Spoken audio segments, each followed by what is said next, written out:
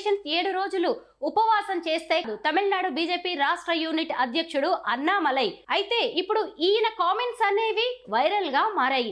ఇంత పెద్ద పెద్ద చదువులు చదివి పెద్ద ఉద్యోగాలు చేసిన అన్నామలై లాంటి వాళ్ళు ఇలా బాధ్యత రాహిత్యంగా మాట్లాడడం ఏంటని ప్రతిపక్షాలు మండిపడుతున్నాయి.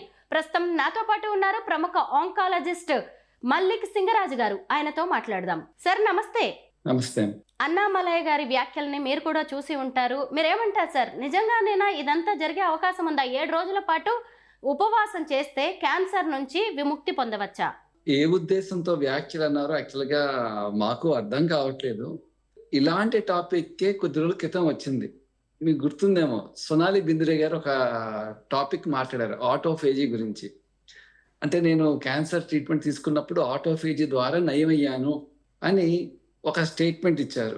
దాని మీద చాలా దుమారం రేగింది. డాక్టర్స్ అందరూ కూడా మీరు ఫారెన్లో ట్రీట్మెంట్ తీసుకుని ఆలోపతి ట్రీట్మెంట్ తీసుకుని ఈ ట్రీట్మెంట్ గురించి ఎలా మాట్లాడతారు అని ఆవిడ మీద ఇలాంటి విమర్శలు వచ్చాయి. ఆవిడ వెంటనే మళ్ళీ స్టేట్మెంట్ మార్చి, లేదు నేను నా ట్రీట్మెంట్ జర్నీ షేర్ చేసుకున్నాను కానీ వేరే పద్ధతుల్ని నేను ఎంకరేజ్ చేయట్లేదు అని చెప్పడం జరిగింది. ఇప్పుడు ఈ ఫాస్టింగ్ అనేది మనకి ఇవాళ రేపు వచ్చింది కాదండి. అంటే మన ముందు ఈ మధ్య కాలంలో కొత్తగా ఇంటర్మీడియట్ ఫాస్టింగ్స్, కీటో డేట్స్, రకరకాల డైట్లు మన ముందుకు వస్తున్నాయి. కానీ ఈ ఫాస్టింగ్ అనేది మన పూర్వీకుల నుంచి ఉంది, నిన్న మొన్న వచ్చింది కాదు. అసలు ఈ ఫాస్టింగ్ ఎట్లా పనిచేస్తుందో ఒక్కసారి చూద్దామని. అంటే నిజాన్ని చెప్పిన మాటల్లో వాస్తవం ఎంత ఉంది, మీరు అడిగిన ప్రశ్నకి వాస్తవం ఎంత ఉందో ఒక్కసారి చూద్దాం.